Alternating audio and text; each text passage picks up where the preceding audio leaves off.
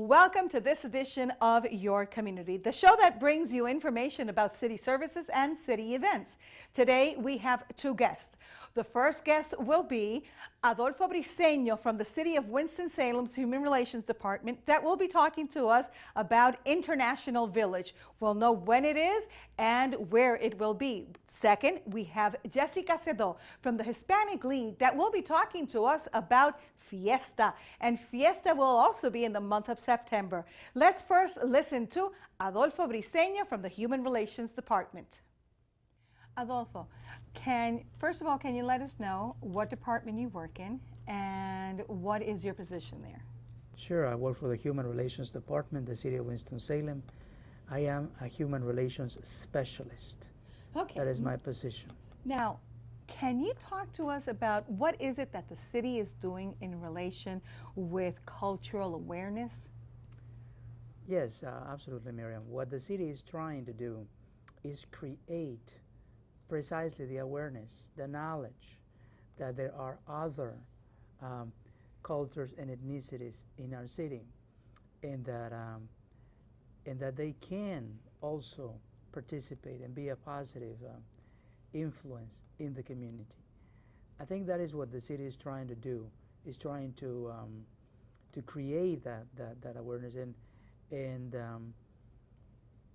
that is one of the reasons why we do International Village, among the many other things that we try to do here at the city, to create these, to communicate this message that Winston-Salem is already a diverse city. They are still in the minority, many of these different ethnicities and nationalities and cultures, but they're still here living and breathing and working with the rest of us.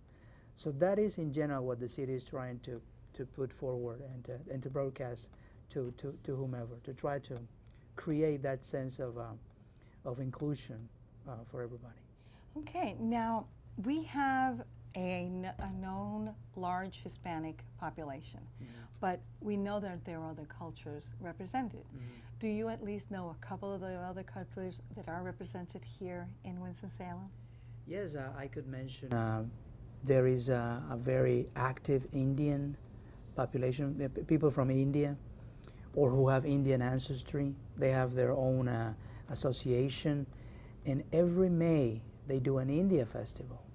And the idea is also to showcase things about their culture, and also it is an opportunity for people from this place, from India, to come together, you know, and try to do the things that their cultural expressions, do them here also in Winston-Salem, and have fun doing it. And it's open to the public. Everybody can attend an India festival. There's also, comes to my mind, another very important Karenni population. They are refugees from a place called Burma, which is in Southeast Asia.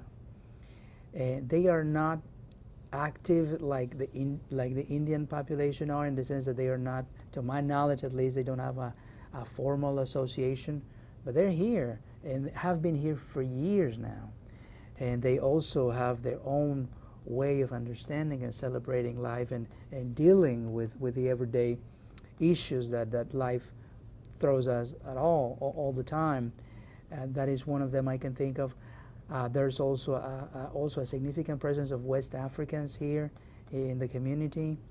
That is just an example of the different type of individuals that work here in Winston-Salem, and also I'm sure they want to be a positive influence to the city. That's one of the things that we're seeing in our community, is the different faces of our community, like Winston-Salem. And also now, what other things, what initiatives, what big initiatives is the city doing to be able to help this other community? We are still trying to figure out how to better serve these communities, Miriam. For the time being, I think what the city is trying to do is first create that awareness in the employees, that it is possible and it's very likely that at some point we will encounter them as public officers, as public officials in our daily interactions. And I think the city wants to communicate this message to us, the employees, that if that happens, we have to be, as much as we can, sensitive to their point of view. I think that's going to be the first step. The city is eventually going to roll out a program like that, some type of cultural sensitivity to employees. So that's one of the things we're doing. We also, here in the Human Relations Department at least, we recently changed the focus of one of the subcommissions or the committees. For the longest, it was called the Hispanic Relations Committee in our Human Relations Department. And the Hispanic Relations Committee does no longer exist. Now it is I think it's the International Committee I'm not sure exactly right now what is the name, but the focus also has changed from Hispanic alone to the international community that's here living and thriving in our city. Those are the kind of the two things we try to do. And we also would like to incorporate this cultural sensitivity eventually into our race relation forums with the students. And every October we have a race relation forum, and we hope to somehow include that portion there as well. So that is one of the things that the city is trying to do, create that, at least the sensitivity. It's sometimes extremely difficult, Miriam, to try to understand the values of every different culture, right? And we will, I guess, and my hope is that we will eventually understand those general values in the future, but first the interactions have to be there. And probably more likely by experience more than anything else, you will start recognizing those values and act accordingly to those values that these other individuals have. And it's going to be both ways. They will also modify also the vision that they have of the world, their own values too, and start, eventually, with time, start functioning also in tandem with the rest of society, understanding the values that we all have. It's a two-way process. Now, Adolfo, we're understanding the culture. We're understanding how to work with these different cultures inside of our community. Now, how about the language?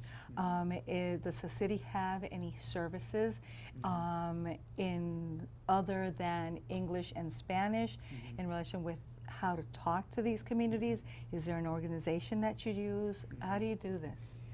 No, to my understanding, the city only has made an effort to at least publish some brochures, some manuals only in Spanish. That is to my understanding. I understand that CityLink has like a translation service.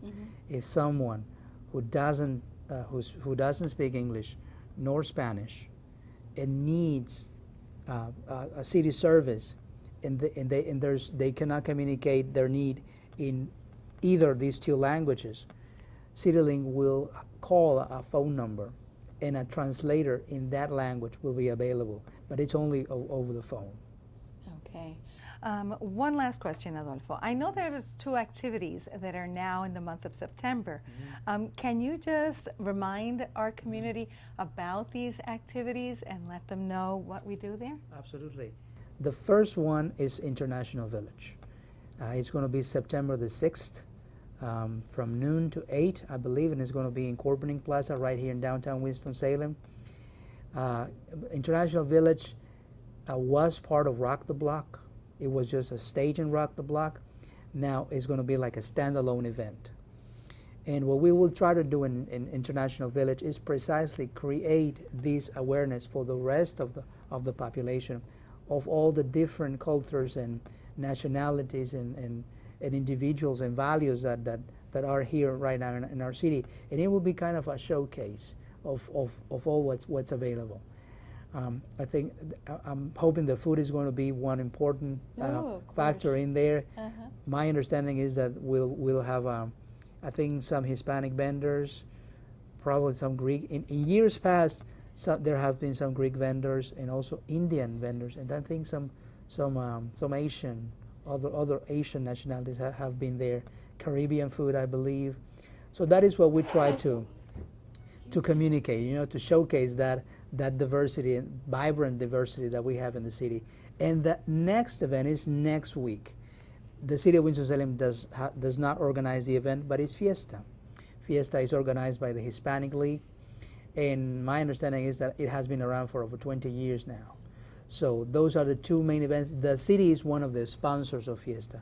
We'll have a booth there, and what we try to do is also try to engage people and try to ask as many questions as we can about city services, promote what we do, and to let them know that if they come here to us, we will try to assist them in any way we can in their language, because in this case they're Hispanic.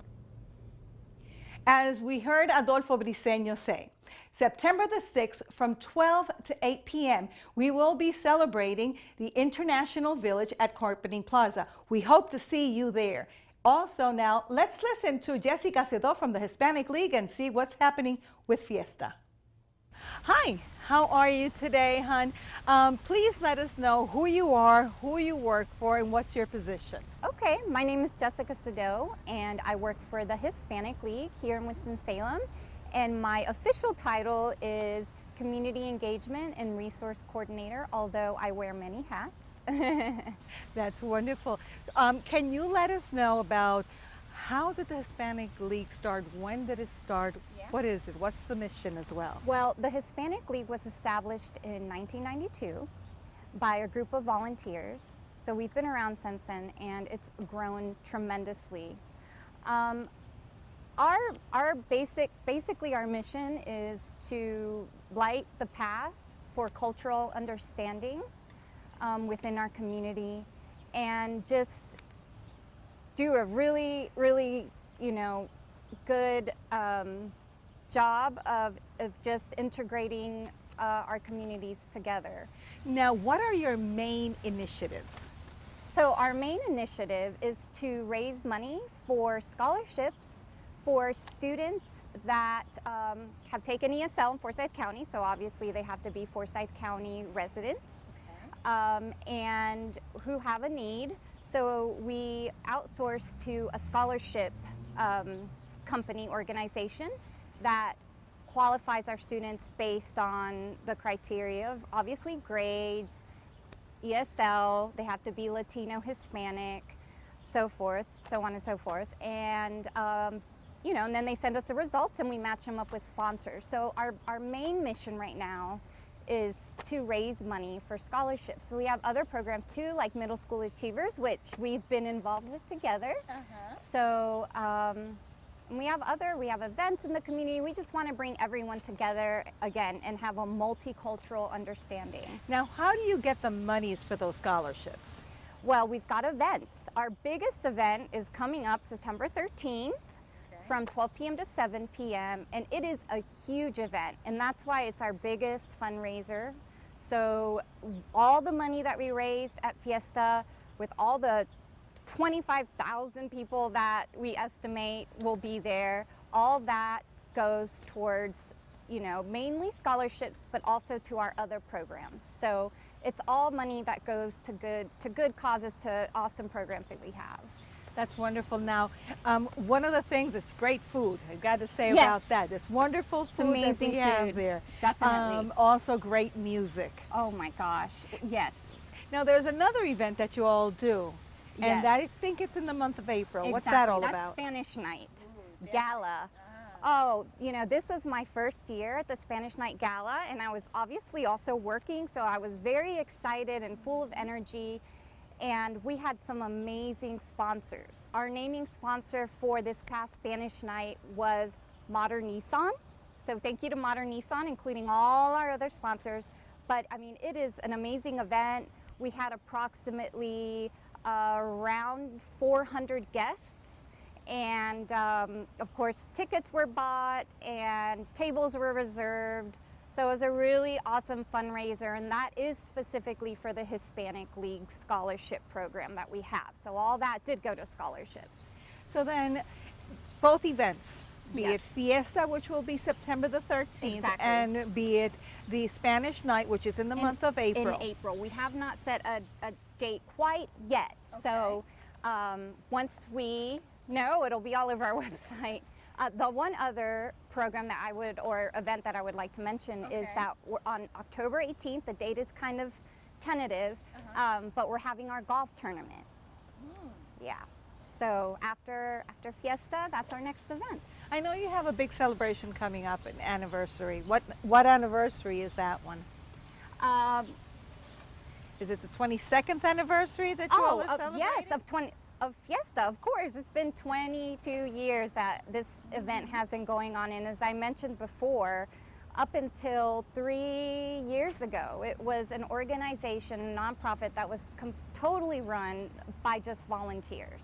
I think they had actually one other executive director before Mary Jo Turner, so maybe it's been more like 5 years since they've actually had staff. Now, why do you all do the event in September? What's going on in the month of September that you do this Fiesta? Well, in the month of September, it's close to the Latino Spanish Heritage Month. And also bookmarks is that same, so we kind of coincide with bookmarks as well. And I mean, it's the end of summer, it's September, it's, you know, before the Dixie Classic Fair, so we just feel like it's a good time to celebrate Fiesta that time. Now, what can you tell me? Are there any specific highlights about Fiesta? Yes. Oh, yes. We are super excited, not only because it's awesome, but also just because we've actually added a new activity this year. Last year, we changed the footprint of Fiesta, so it's a bit larger this year, which means we've got more room for activities. So the big new activity that we have this year is the running of the bulls. And so, A real bull? okay, no. Okay. Yeah. Okay. I can get into more details. So no, it is not real bulls, but the basic breakdown is starts at 3:45. It's about a 5-minute run, because when you go to Spain and you actually do la corrida de toros, it's about 2.5 minutes. So we're right within that time frame, and basically it's the Camel City Thrashers, who is the local Winston-Salem official roller derby team. They're going to have helmets, and they're going to make bullhorns and put it on their helmets. And so they're going to get they're going to wear their street skates and kind of get skating start. And then whoever registers to be in the event gets a red bandana, and they're part of the race. Whoever gets tagged first is out. And then we have a first and second and third place for the winners. Okay, so now I need, again, the date, the time, and where can people come Yes. for this? So the date is September 13th, Okay. downtown Winston-Salem, Okay. covering a 4-block area, mainly 4th and Spruce. And it's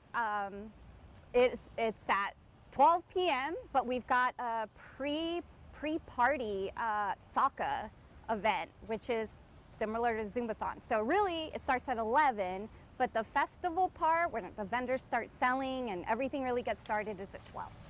Well, would you like to tell our public anything else about this event or other events that you'd like them to participate? Yes, of course. We're, again, multicultural, understanding, integrating into the community. We are very much interested in what all the other organizations do. We've partnered with River Run. We've partnered with Bookmarks. We've partnered with so many different organizations already, but there's many, many more. And so we want them to think of us, that we would love to be at their events, and just the general public too. Come to our events. They are so much fun. And, we want everyone there. You don't have to be Latino, Hispanic. There's many, our executive director is American, and she is so passionate about our culture, and that's all that matters, is that you're interested. So we want everyone to join us, and check out our website for the calendar. Thank you. Yeah. As we all see, we heard from two different organizations. First, the City of Winston-Salem with International Village. Second, from the Hispanic League for Fiesta. Let's all get together. Let's have fun and share the different cultures that we have in our community. Remember, if you have any other information or you'd like more information, please call 311 City Link. And this is your servant, Miriam Hernandez from Channel 13.